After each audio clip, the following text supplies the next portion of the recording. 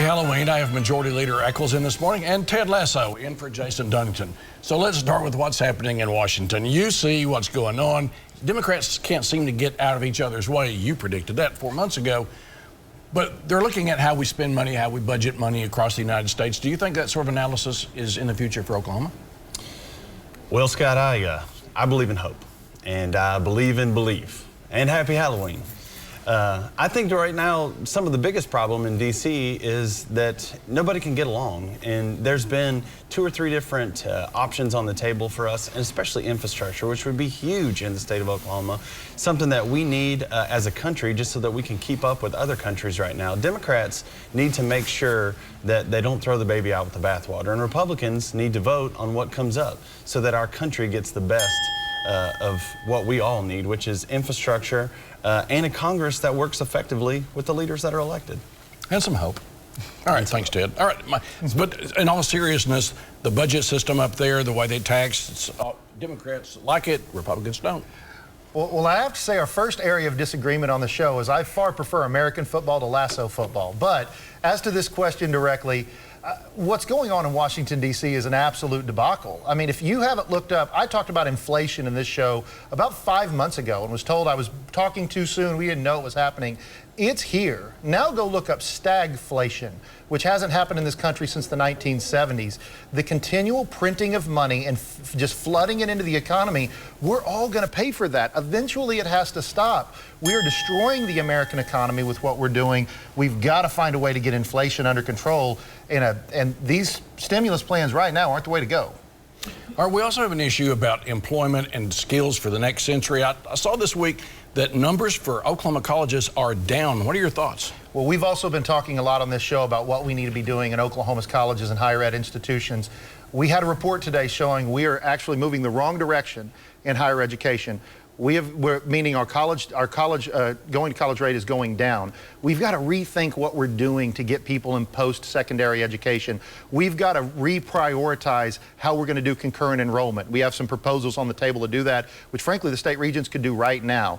We have to understand we're no longer just competing with other states. We're competing with Google, with Amazon, with all these other institutions, and we've got to start using higher ed as an economic driver. So let's incentivize graduating the degrees we need, nursing, accounting, engineering, and not pay as much for the degrees we don't need as much. Dr. Dunnington, you are a higher ed guy, and you know that system as well as anybody. You're looking at these numbers. What does it tell us?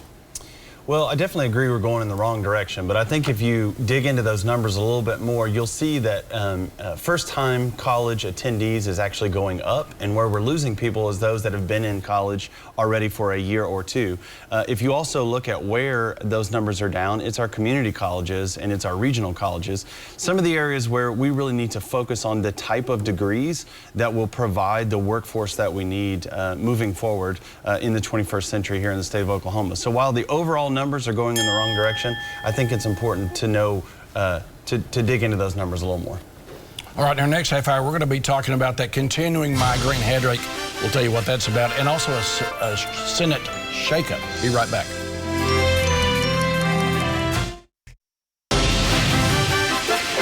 Welcome back to part 2. We've seen this, it's like the story of the bad penny. It keeps popping up. Health outcomes in Oklahoma. So we've seen things that are happening in the State Department of Health. We saw the Loft report on TSET. It just doesn't seem to get better. We're having a tough time in the state of Oklahoma with our health outcomes. From the Loft report on TSET, not showing that it's not effective towards health outcomes, to now what's going on with the Department of Health. Now, I want to start by saying thank you very much to Colonel Fry for leading us through this pandemic. We think he did a great job.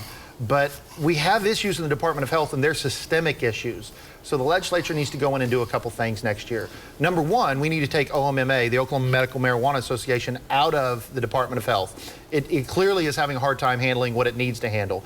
Number two, and this is weird coming from me from bureaucrats, we need to be supportive. We need to figure out who the next person's going to be, figure out how we can help solve those problems.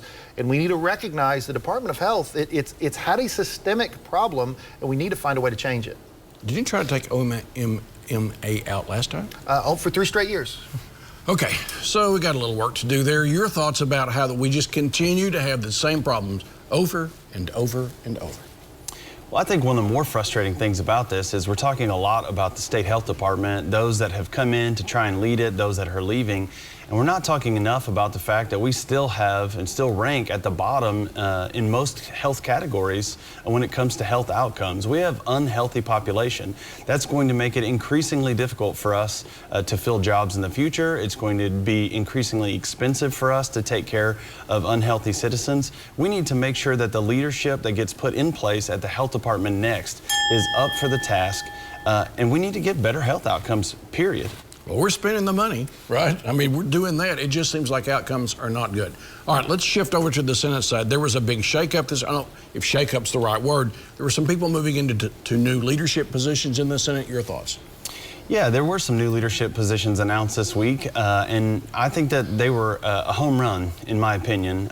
With Greg McCourtney from Ada becoming the floor leader over on the Senate side, I think that he has proven to be a sound conservative leader, one that's pro-business, but one that takes serious the job. I think that's good for the Senate right now. And I think also Brent Howard becoming the new chair of Judiciary is a move in a different direction in the Senate. I think that will also work out. Brent Howard down from Southwest Oklahoma and has proven to be a strong thought leader in the Senate as well. Yeah, Senator McCourtney from Greater Raiders, they say down there. He's a healthcare guy. He is. So I want to start by saying what a great job former floor leader Kim David did, who I think is going to be our next corporation commissioner. That's why this move was made. I support her for corporation commissioner, and it was an honor to work with her and a pleasure. But I also want to say congratulations, Senator Greg McCourtney. Senator Greg McCourtney is going to do a phenomenal job. He is a recognized leader inside the Senate. He is a serious policy wonk, which I love to be able to work with over in the Senate. And I'm really looking forward to getting to work with my counterpart. President Pro Tem Greg Treat made a great choice there, moving from a phenomenal floor leader to Senator McCourtney, who I think is going to pick up that baton and do a great job. And we got breaking news in 30 seconds. Wasn't that great? Thanks for watching Your Vote Counts. See this again at news9.com/yourvotecounts and follow me on Twitter right down there at Mitchell Talks.